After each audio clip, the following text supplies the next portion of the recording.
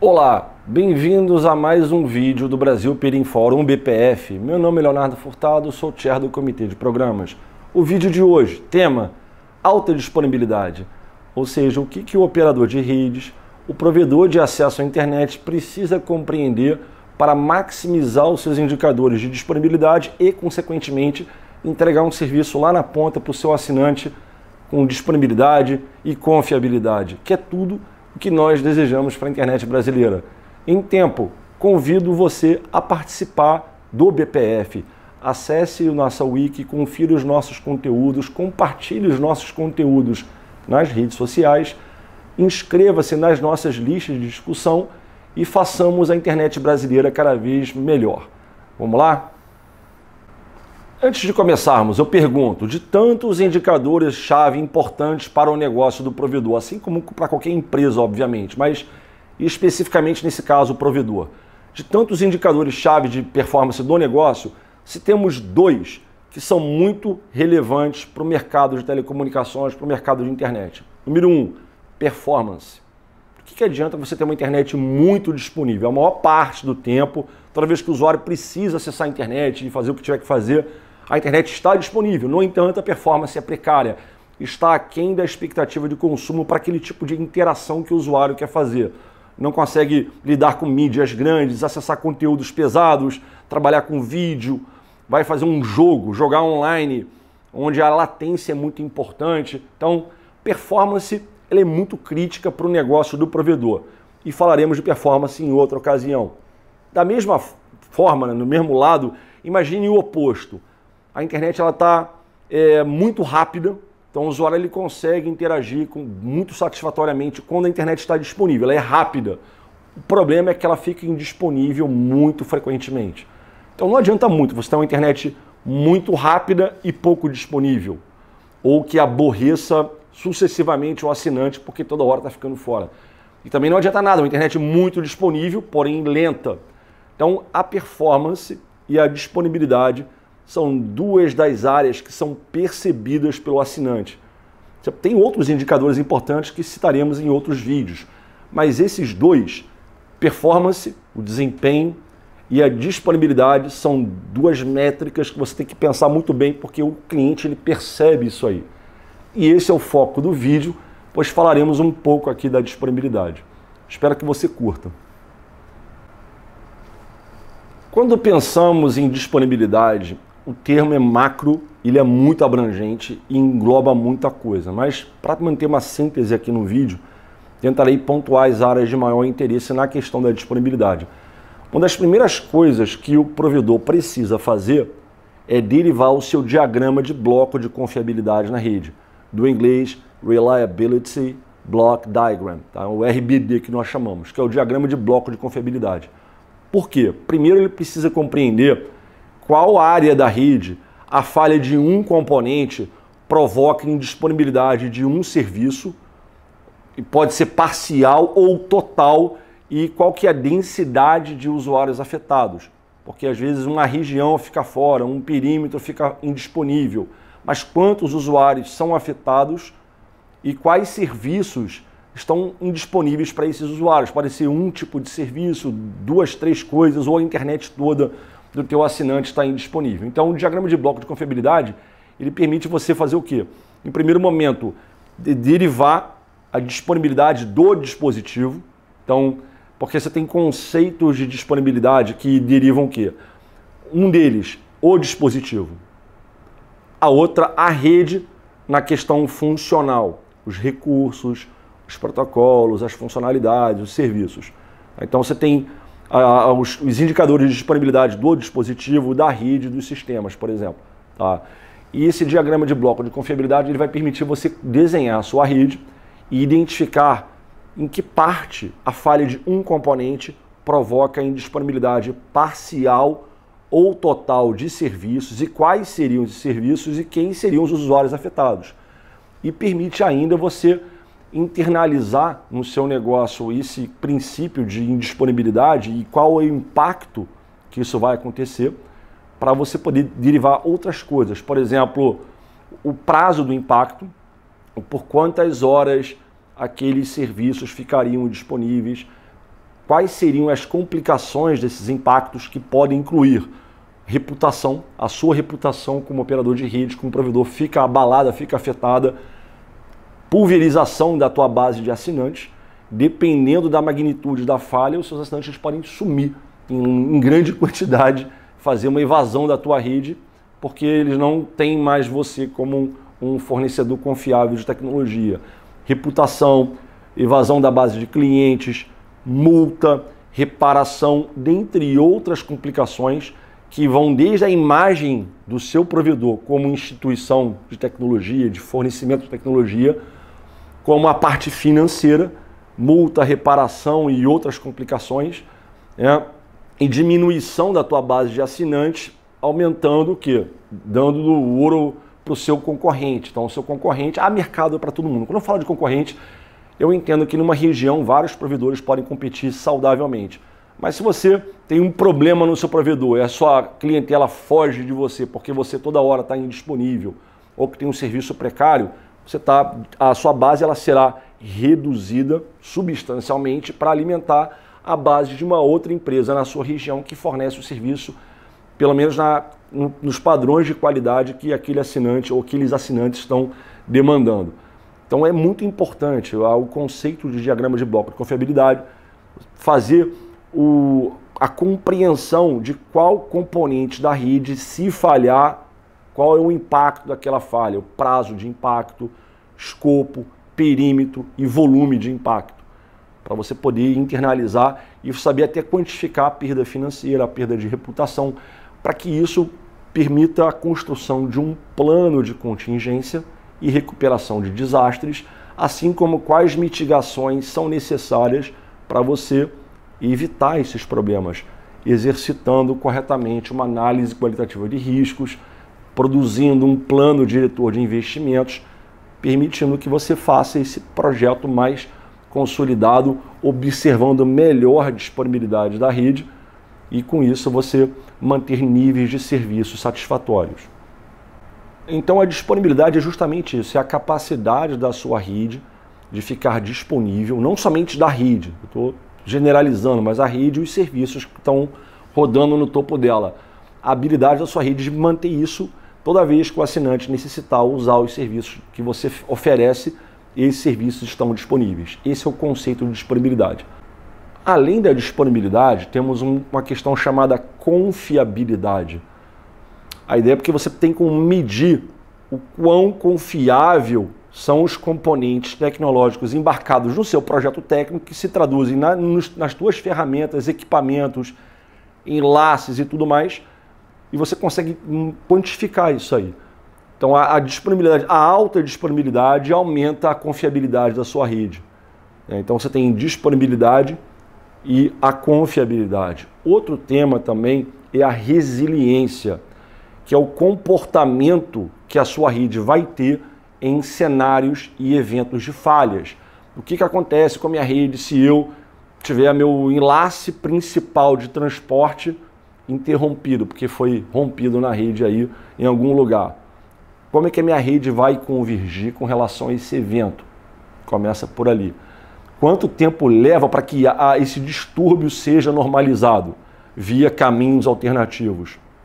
Qual que é o índice tolerável de perda de pacotes, de forma com que o usuário, se ele perceber, que seja muito rápido, mas idealmente que ele sequer perceba que houve uma falha na infraestrutura do provedor. Então a resiliência é o comportamento pós-falhas e até mesmo a capacidade preventiva da tua rede de sofrer certos tipos de incidentes, de falhas mesmo, e o usuário praticamente não notar que isso aconteceu. Isso também tem relação com resiliência, mas resiliência primariamente seria essa habilidade da sua rede ter um equipamento que falhou, um roteador, um switch, um link, e a rede, os protocolos e os serviços estrategicamente posicionados dão conta de fazer essa convergência, gerando mínimo ou zero impacto para o seu assinante. Se por acaso você ainda não entende o quão importante é a disponibilidade para o seu negócio, porque certos empreendimentos têm uma tolerância com relação à indisponibilidade, mas eu não entendo que isso seja factível para o provedor de acesso de internet, porque a tecnologia, que tem componentes que podem falhar, que podem causar indisponibilidade, a tecnologia é onde você ganha dinheiro. Então você compra a tecnologia e fornece ela como serviço para o teu assinante. Então o core business do seu negócio é a tecnologia, e a tecnologia pode falhar. Aí se você não entende ainda as implicações, as complicações de você não ter um projeto que observamos bem a parte da disponibilidade, eu elenquei aqui alguns pontos muito interessantes. O primeiro deles, temos aqui a perda de receitas. Então, óbvio, se a tua rede ela sofre impacto, você vai ter um efeito negativo nas suas receitas. Principalmente quando isso ocorre de forma bem frequente, vai ocorrendo de forma frequente, você vai aos poucos perdendo receita, obviamente. Custos de manutenção, custos de reparo, porque dependendo dos cuidados que não foram observados para o seu projeto de infraestrutura, quando você tem uma falha, você tem custos associados ao reparo, ao conserto e tudo mais. As penalidades de SLA, que são os níveis de serviço, Service Level Agreements. Várias instituições corporativas, empresas, isso é menos comum num assinante residencial padrão da exigência aqui, mas a métrica existe para todas. É a garantia de disponibilidade que é contratual. Algumas empresas obrigam certos requisitos de garantias para a questão do nível de serviço.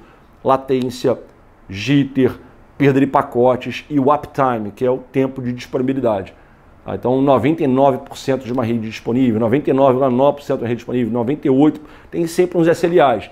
Se a sua rede ela não consegue honrar esses níveis de serviço, você é penalizado pelo SLA. Você vai perder receita, reputação, potencialmente custos de reparo, até então aqui, e o não cumprimento ou descumprimento dos SLAs contratuais, o que podem acarretar em multas e consequentes maiores perdas de receita. Outro tema aqui, os clientes insatisfeitos, que pulverizam a tua marca no mercado, que vão falar mal de você, obviamente, então tem que ter atenção com relação a isso aí. Atrasos com relação ao cumprimento de certos objetivos dos clientes. Às vezes é um projeto que eles têm que conceber, às vezes é um evento, é uma iniciativa de marketing. Então muito se faz para mobilizar alguma coisa para acontecer e na hora que eles dependiam de você para isso funcionar, a tua rede não estava disponível. Várias distrações aqui citadas, então são impactos imediatos. E isso que eu acabei de elencar aqui são impactos imediatos, mas há outros impactos no longo prazo. Tá? Por exemplo, eu separei aqui principalmente a reputação, então vai manchar a tua marca como fornecedor. E isso tende a ser bem discutido nas redes sociais, obviamente, tá? Da diminuição da tua participação no mercado, em função da evasão dos clientes, da tua base de clientes, os clientes vão fugir de você. Então isso vai afetar a tua receita de longo prazo, vai manchar a tua reputação, né? E vai diminuir a tua participação no mercado. Vai aumentar a competitividade, porque as pessoas vão sair da tua empresa para contratarem serviços de outro, obviamente. Problemas de ordem judicial, dependendo do dano que o cliente achar que está no direito, né? Porque você pode ter causado algum tipo de distúrbio que gerou alguma consequência para o negócio dele, ele vai te acionar na justiça, ele vai querer reparação disso aí judicialmente. Tá? E diversas outras situações, eu li aqui 20 coisas de impactos de curto, imediato prazo e longo prazo também, e todos eles podem ser evitados através de um projeto consistente que maximize a disponibilidade da sua rede. E por esse motivo que estamos fazendo esse vídeo aqui. Há alguns anos, eu palestrando pelo Brasil, venho falando uma expressão com as minhas palavras, carrier grade, carrier class. Isso, na verdade, são conceitos de soluções. O que eu recomendo, e eu falo isso abertamente nas minhas palestras, que as empresas, os provedores evitem utilizar em suas infraestruturas, principalmente na rede metro, equipamentos de missão LAN, um switch LAN, né, um roteador corporativo, que procurem adotar em suas infraestruturas soluções que sejam projetadas, criadas e orientadas ao segmento de provedor. Há diferenças? Há várias diferenças. O tipo de software, cuidados na questão de manufatura e outras complicações e outros benefícios, obviamente. Então é fundamental que você, provedor, se você está interessado em aumentar a disponibilidade da sua rede, Você tem várias coisas para olhar aqui dentro. Uma delas, novamente, derivar o diagrama de bloco de confiabilidade da sua rede, identificar os pontos únicos de falha, identificar quais tipos de falhas promovem quais tipos de impacto, perímetro, volume e densidade de usuários afetados, os serviços que são afetados, o prazo dessa indisponibilidade. Isso é tudo muito importante. E quando você melhorar a sua abordagem tecnológica, os tipos de tecnologias, como é que você vai interconectar os elementos de rede, quais são os padrões de configuração que você vai usar e tal, além de olhar para esse lado da rede, você tem que olhar também a redundância do equipamento, a disponibilidade do equipamento. Uma coisa é a disponibilidade da rede, a outra é a disponibilidade do equipamento. Não é a mesma coisa? Não. Um, claro, apoia o outro. E você vai aumentar a disponibilidade geral do teu provedor olhando para componentes de disponibilidade do dispositivo. Aqui falamos de alta disponibilidade do equipamento, redundância física e alguns protocolos e serviços que maximizam esse aparato físico redundante. Outra é como é que você dilui esses benefícios nos demais elementos da rede, fomentando uma maior disponibilidade da rede. Então, uma coisa é o dispositivo, outra coisa é a rede. Perfeito? Voltando aqui para a questão do diagrama de bloco de confiabilidade, duas coisas que você precisa entender nesse bloco. A primeira delas é o chamado MTBF, que é o Mean Time Between Failure. O que é isso aí? O fabricante, quando ele produz um plano de equipamento, obviamente, de uma solução deles lá, da ferramenta, vários componentes ali dentro são testados eletronicamente contra a frequência de falhas. Então o fabricante ele vai falar o seguinte, esse componente testado, não aquele que você está na mão no momento, mas aquele do protótipo, do conceito do componente. Ele foi testado eletronicamente em determinadas condições que inclui temperatura, altitude, vibração, choque, várias condições bem interessantes, e chegou-se à conclusão que a tendência é que esse componente venha a falhar uma vez a cada tantas mil horas. É basicamente isso que acontece. Quando você pega um equipamento, você desenha ele, os principais componentes dele. Eu tenho uma fonte de alimentação, um módulo de supervisão e controle e um controlador de interfaces com 4 interfaces de 10 gigabits, por exemplo. Tá? Então, cada cara desse aqui, de forma macro, né, tem um padrão de disponibilidade assegurado matematicamente. Nada é garantido aqui. E fala, então a fonte de alimentação ela vai falhar uma vez a cada tantas horas. É matemático. Pode ser que nunca falhe, pode ser que falhe próximo desse prazo, ou possa ser que falhe muito prematuramente. Então você não pode realmente ficar refém disso aí. Mas ajuda pelo menos a você quantificar o padrão de investimentos que você tem que fazer para manter a sua rede matematicamente com SLA alto, convertido para um índice percentual, 99% disponível, por exemplo. Então, aí você tem um equipamento que tem uma fonte de alimentação, um módulo de supervisão e controle, uma controladora de portas aqui com silícios e tudo mais. Se eu falhar a fonte, ela pifou porque deu um curto, tá ruim, aí ela falhou, então o equipamento para. Se naquela transmissão que está ocorrendo na rede, o tráfego chega naquele equipamento, ele parar de funcionar porque a fonte falhou, o que vai acontecer com a tua rede? Ela vai parar de funcionar? Há caminhos alternativos, dispositivos adjacentes, outros enlaces que podem, mesmo que o usuário vai perceber, porque já tem um downtime na tua rede. Mas dependendo dos teus protocolos de resiliência, das configurações que você usou, da tua abordagem tecnológica, vai ser um L2, um L3, MPLS, Fast Reroute, você vai ter um EAPS, como é que você está fazendo a resiliência da rede? Enfim, caso você não tenha alternativas de caminhos ou de dispositivos, ou os dois na verdade, nesse caso, tua rede vai ficar fora. Quanto tempo leva para você consertar aquilo ali? Não tem uma fonte no estoque, eu não tenho uma peça de reposição. Então a tua rede vai ficar fora o tempo que tiver que ficar fora até você conseguir consertar aquilo ali. Ó, o impacto. E para evitar esse tipo de coisa que os provedores eles fazem que em áreas críticas do negócio, não que eles fazem, devem fazer, em áreas críticas do negócio, onde a falha de um componente que desempenha uma função muito importante na rede. Eu eu vou desejar ter uma redundância para ele. Além do equipamento ser mais redundante, ele por si só, eu não quero correr o risco, porque o impacto é muito alto para a minha organização. Eu não quero ficar refém disso aí. Que outra possibilidade é, eu tenho duas fontes nesse equipamento, não tem mais uma, agora tem duas. Uma fonte falhou, a outra segura. Parabéns. Tá, mas o módulo principal queimou. Por mais que você tenha duas fontes, se o teu módulo principal queimar, o teu equipamento para de funcionar. Ou seja, as fontes estão em disposição de série, redundância em série. As fontes estão em redundância paralela, estão em série com um módulo.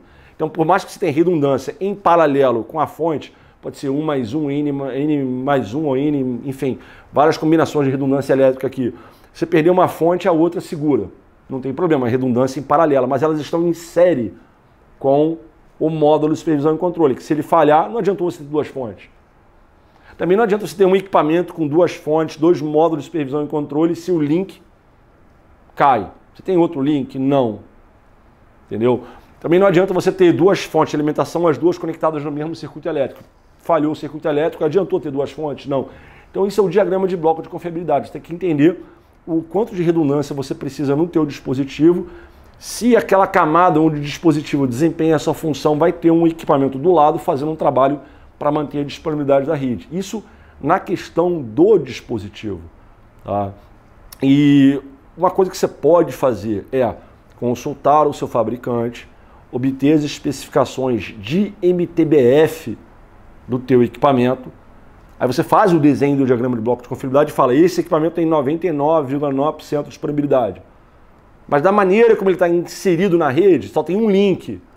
Então ele tem vários componentes em redundância, em paralelo, duas fontes, ou mais fontes, dois módulos, dois isso, dois aquilo, dois isso, dois aquilo.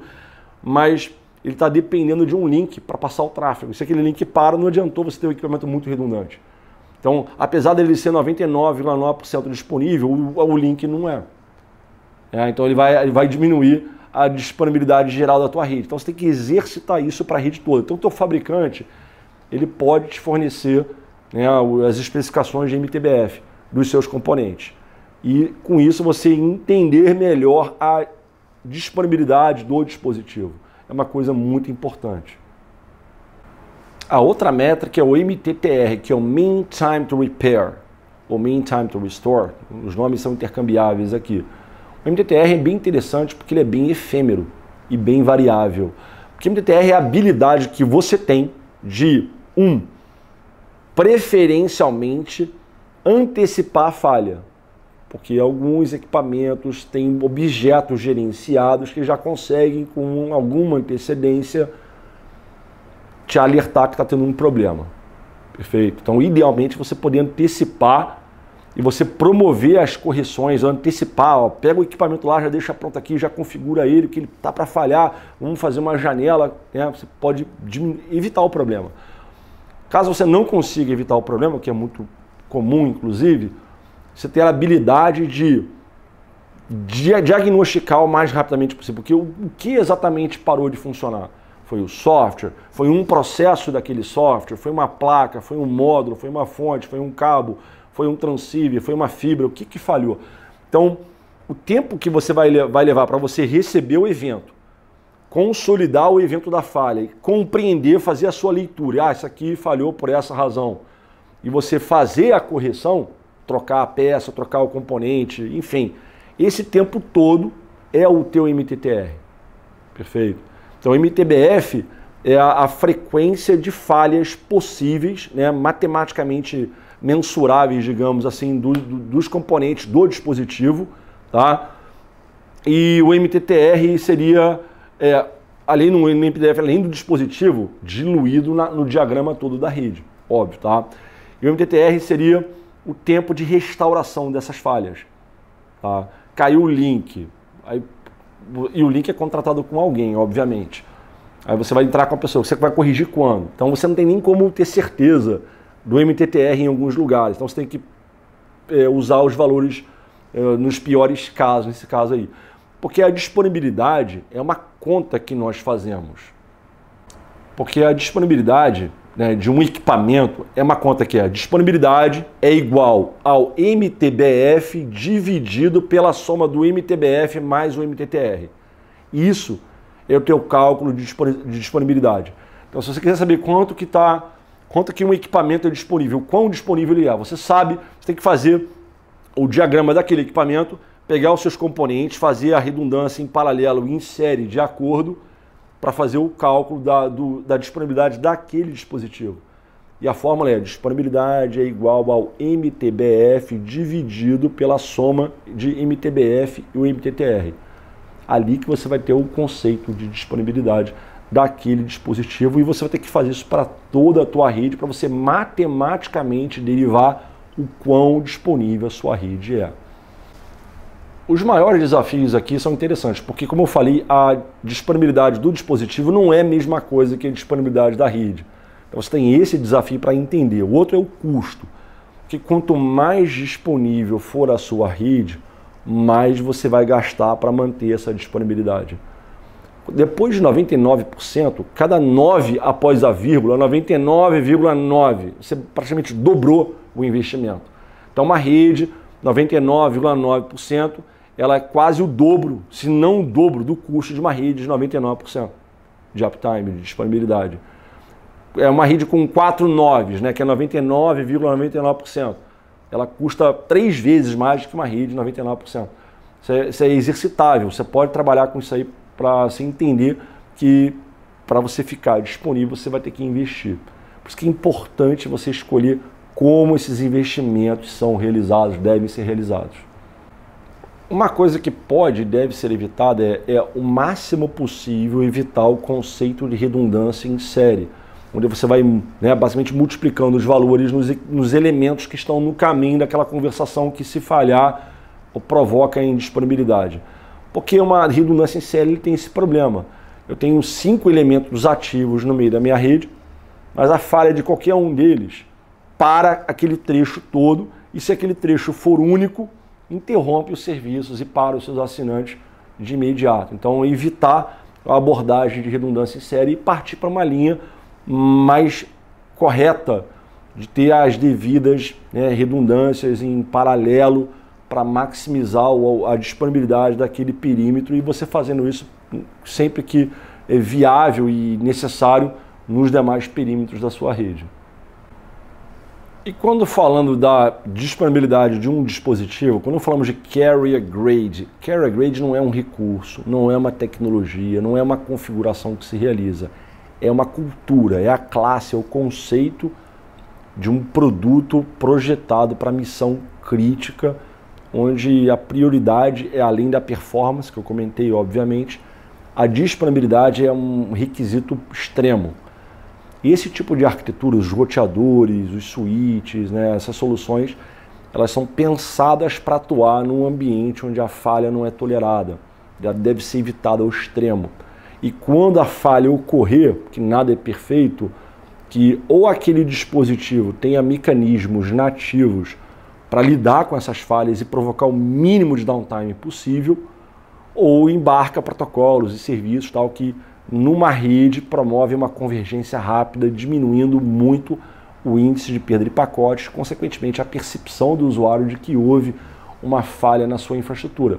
Então isso inclui hardware de classe carrier grade, um hardware confiável, componentes em disposição redundante, módulos de ventilação, sensores de temperatura em todo lugar, fontes de alimentação, módulos de supervisão e controle, plano de dados redundante. Às vezes acontece com o fabricante ter placas separadas para ter o data plane e isso ser redundante, né? E isso para você entender o conceito do hardware confiável, com redundância e consequentemente maior disponibilidade.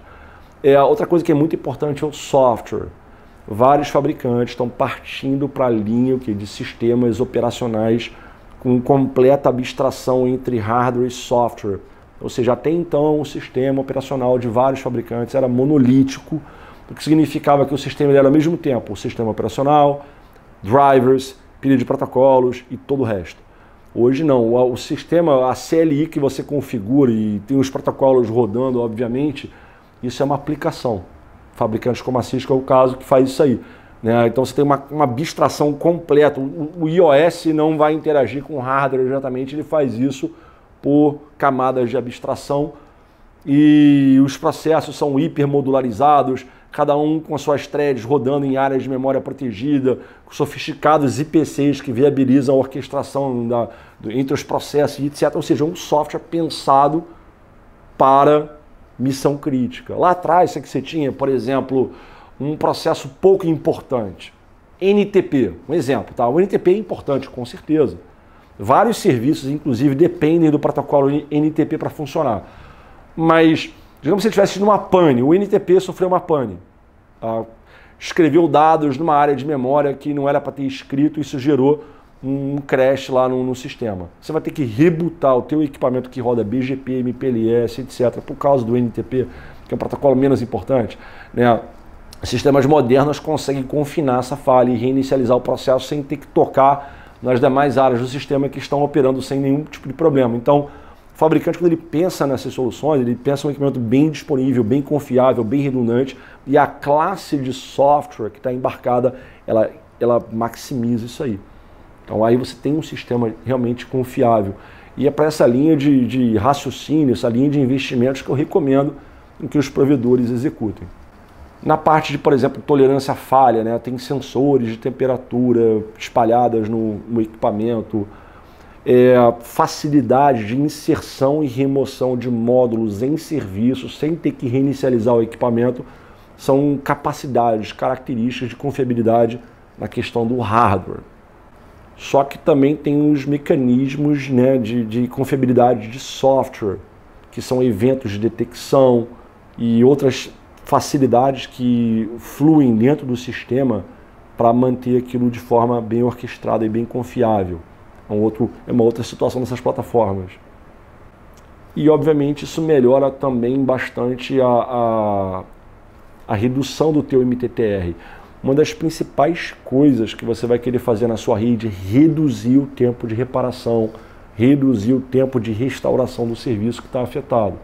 Então, o MTTR é uma das métricas mais importantes a serem derivadas, porque você precisa achar formas de antecipar os problemas, projetar a sua rede com padrões de confiabilidade e diminuir o tempo de restauração de serviços quando e se eles vierem a falhar, o que é muito importante para o negócio de vocês. Eu realmente recomendo que o provedor de acesso à internet, quando pensando em melhorar a disponibilidade da sua rede, que trabalhe em 3 abordagens. A primeira delas é a resiliência nível sistêmico, onde a proposta aqui o que é melhorar o teu MTBF, consequentemente a tua disponibilidade naquele equipamento. Então isso inclui equipamentos de configuração redundante, fonte, alimentação, supervisão e controle, ventilação e etc. Então você vai ter isso aí. Então, essa é a primeira abordagem que você tem que ter. Eu não estou sugerindo você colocar uma Ferrari onde ela não é necessária, mas que você escolha corretamente o equipamento bem dimensionado em capacidade, escala e todo o resto, performance e tudo mais, mas que olhe a disponibilidade daquele equipamento para quem ele está servindo na tua rede. Então, disponibilidade nível sistêmica, hardware, melhores índices de MTBF. A outra é resiliência nível rede. Aí tem muito a ver com a abordagem tecnológica da tua rede. Alguns provedores de acesso à internet têm redes L2 muito grandes, que não escalam muito por limitações de diâmetro do L2. Aí tem a convergência, ela é mais complicada, o impacto ele é mais percebido pelo usuário e por mais tempo. Aí, por exemplo, usar uma tecnologia, eu vou configurar meu protocolo de roteamento IGP para terceirizar a detecção de falha de comunicação bidirecional com as adjacências via um protocolo, como é o caso do BFD, um exemplo clássico. Eu vou ter um protocolo de contingenciamento de default gateway, um VRRP, por exemplo. Eu vou ter, se eu tiver um rompimento na minha rede, eu quero que a perda seja próxima a 0. Boto um MPLS TE com Fast Reroute, o FRR, que ele te dá aí 50 milissegundos de proteção, né? E tem protocolos, tecnologias que realmente fazem com que em nível rede, a tua rede ela aguente um impacto, saiba lidar melhor com ele e faça uma convergência pouco traumática para o usuário ele sequer perceber. E se perceber, é muito rápido, então você não vai estar aborrecendo o teu cliente. Então, além do conceito de disponibilidade do dispositivo, olhar aqui nesse caso da rede. E a terceira cadeia aqui, que é a terceira abordagem para você olhar, é para melhorar o teu MTTR.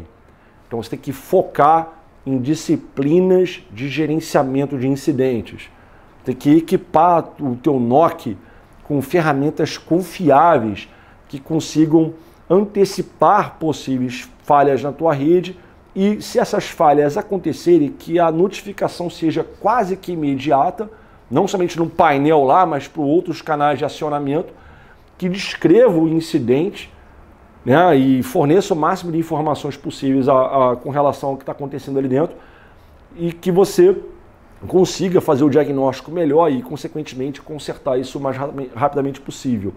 Isso vai envolver contrato de serviço e suporte com o fabricante, contrato de assistência técnica estendida, RMA para o próximo dia útil, para o SLA de 4 horas, enfim, tem que mensurar isso aí, inclusive não só técnica ou matematicamente na questão da disponibilidade, mas financeiramente também. O quanto você vai ter que gastar para manter o nível de serviço que você quer entregar no mercado. Isso é muito, muito, muito importante.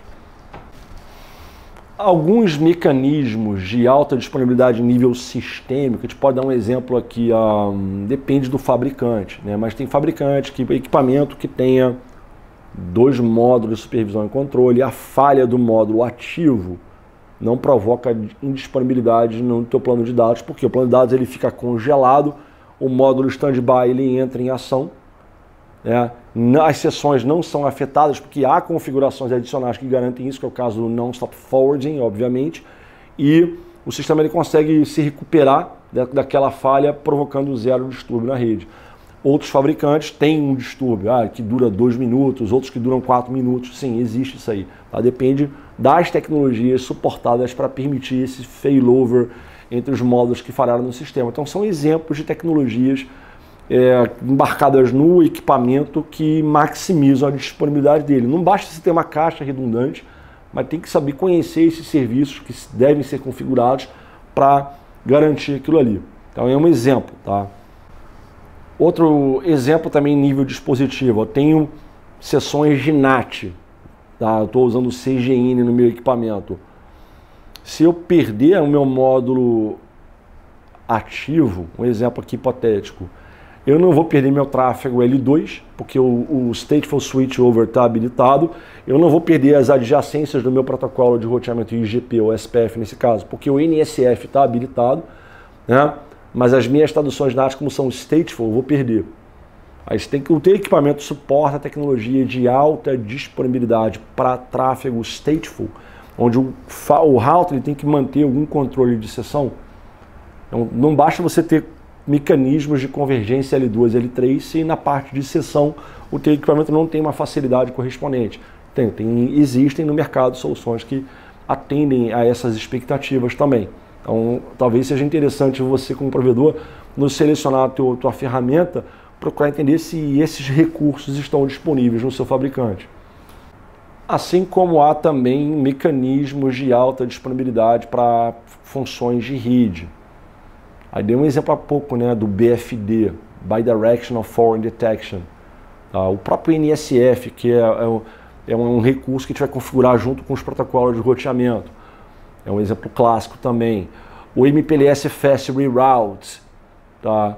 O lag, o Ether Channel, o Port Channel, né? Você, por exemplo, tem um canal, um link agregado que tem 4 portas físicas ali dentro. A falha de uma porta física não aciona eventos de convergência na rede. Você diminui a capacidade do channel, mas você não provoca distúrbios na tua infraestrutura. Então tem uma lista enorme de tecnologias que são pensadas para melhorar a convergência da rede em eventos de falhas. Vou dar alguns exemplos aqui, eu selecionei uma lista grande. Por exemplo, abordagem dual homing, como a PS, é um caso, jack, MC lag, que eu acabei de falar, né? Mas é o lag multi-chassi. Então tem o Ether Channel, ou Port Channel, ou Bundle Ethernet, o nome muda de acordo com o vendor, enfim. onde o teu port channel ele vai para equipamentos físicos diferentes, mas logicamente eles constituem uma única unidade para aquele serviço. Event Dampening é um exemplo clássico, mecanismos de rápida convergência, eu falei do BFD aqui dentro e do NSF, Graceful Restart, que seria o caso do NSF, obviamente, para BGP, OSPF, LDP, RSVPTE, são protocolos que suportam isso aí, o VRRP também suporta isso aí, né? A otimização da convergência da BGP, que é o BGP PIC, andei falando dele recentemente no BPF, Equal Class Multipathing, SMP, que são rotas de custos iguais, Ncache, clusters de router reflectors, que mais? IP Fast Reroute, MPLS Fast Reroute, Pseudo-Wire Redundancy, que é o backup do teu PW GL2 VPN. Então são exemplos, tem uma lista de 50 recursos. O Spanning Tree não deixa de ser prós e contras, né? Cada um tem um pró, tem um contra, enfim. Você tem uma magnitude de recursos, né, tecnologias, protocolos e procedimentos que foram construídos única e exclusivamente para melhorar ou ajudar de alguma forma a manter a tua rede disponível e quando ocorrerem incidentes ou falhas, isso provocar o mínimo de distúrbio possível. É isso aí, pessoal. Espero que vocês tenham curtido esse vídeo. Participem do BPF, acessem a nossa wiki, compartilhem os nossos conteúdos, entrem em contato conosco, com o comitê de programa para sugerir temas. Venha também contribuir para o BPF fazendo um artigo, um vídeo, enfim, aguardamos a sua participação e a sua colaboração. E até o próximo vídeo. Obrigado.